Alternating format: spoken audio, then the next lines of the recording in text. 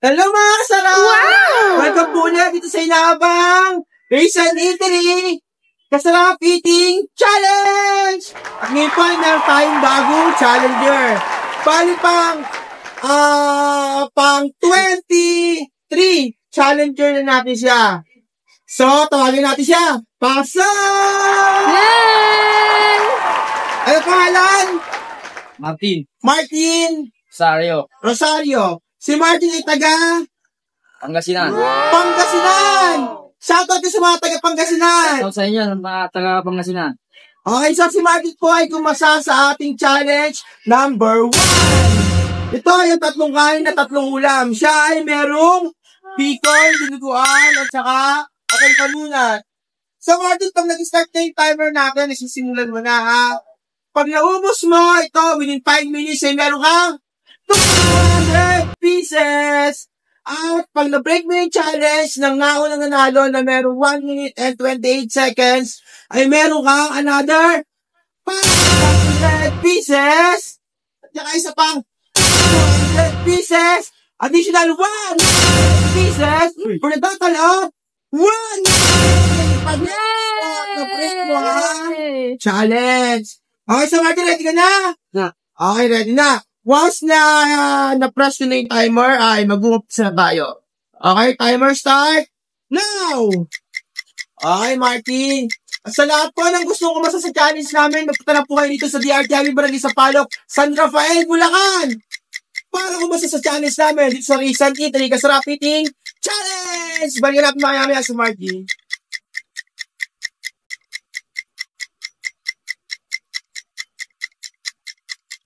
Kaya. Bilis. Bilisus. Parang isang banto di kumain.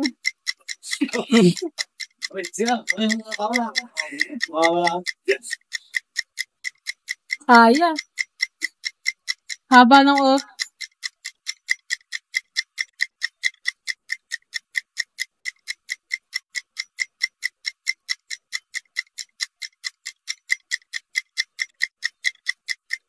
Hirap bang?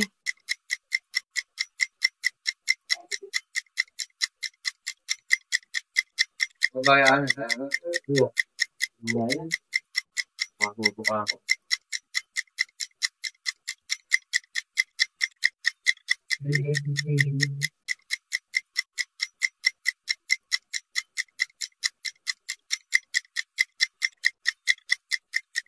Okay mga kasarap, si Martin po ay nakakaisang ulam na at saka din. At pinapanata na niya ang pangalawang kain at pangalawang ulam.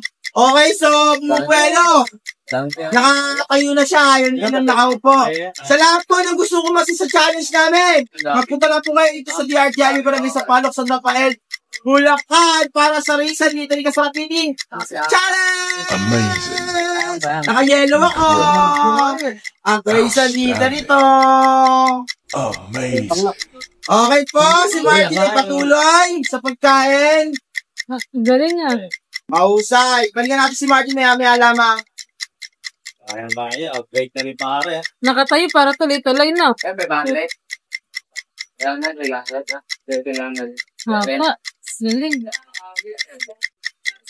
Ay, nakara. Pare na nakadali ng oras. Hingan. Di ang hinahabol sa oras dyan. Drama break eh. Hindi ka pang perten lang. Base. Pare, may isang minuto ko pa. Ang gabi niya ako. Ngayon lang 5 seconds na. Sino ba may ngayon?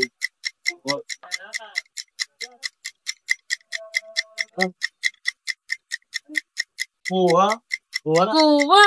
Ano mo pare? 1 minute lang yun. Sorry. Ayun o. 1 minutes pa.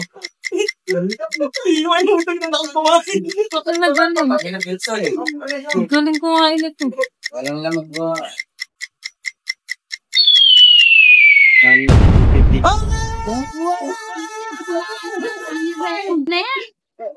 Okay! Merong nakabalik ng challenge natin! Junior! Wow! Alam mo na! Ang bagong Ang bagong title holder. Siya ay may natirang 1 minute and 52 seconds. Oh, Martin! Paano pa ito pinaghandaan? Kanina lang. Kanina lang. Oh, ano masasabi mo sa challenge? Nakuha mo na. Ano masasabi mo sa challenge? Sige na.